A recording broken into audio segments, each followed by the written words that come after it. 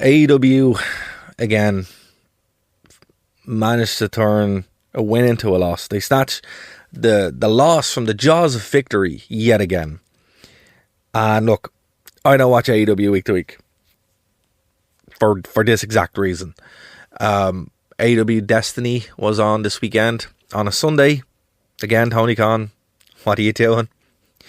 I know you don't have to work, but other people do. And running a 5-hour show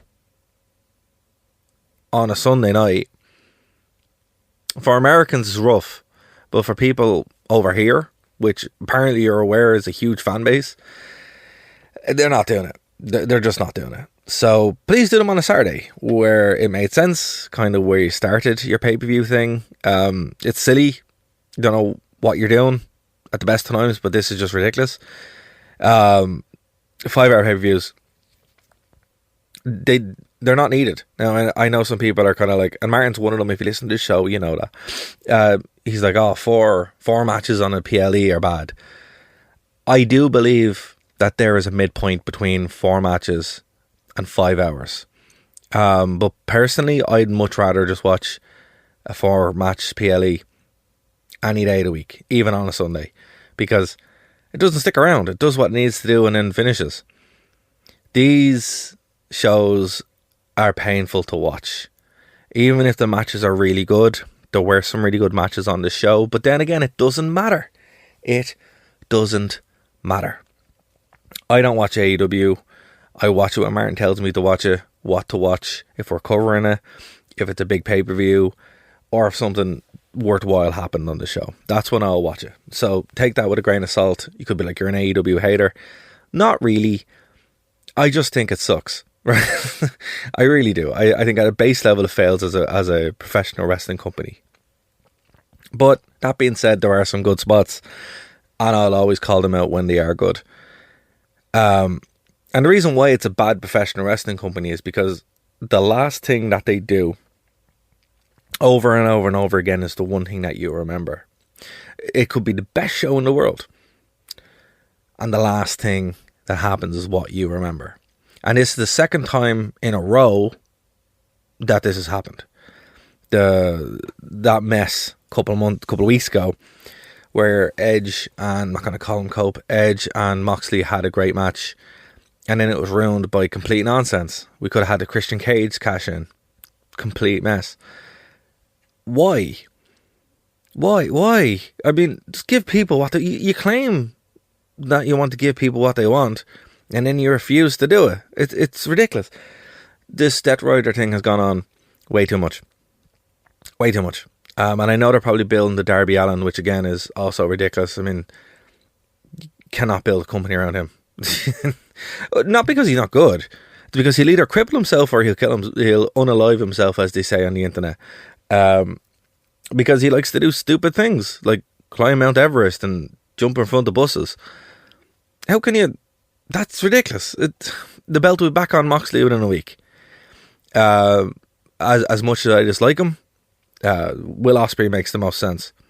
Put the belt on Will Ospreay. It's simple. And then we go to what happened at Dynasty. So Swerve is great. He is your natural babyface, and the match was pretty decent. I'm not gonna lie, but then again, it didn't matter. Didn't matter if the match was 5 stars, 20 stars, 29 stars, 600 billion stars. The last couple of minutes is all that people are talking about. Swerve got up on top of a ladder, did the double foot stomp, looked like it was going to win. Again, a ladder in a singles match. We'll move on from that.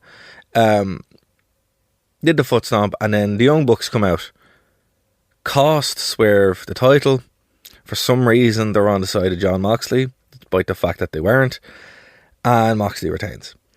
We have not seen the AEW title on TV since November. The belt doesn't mean anything.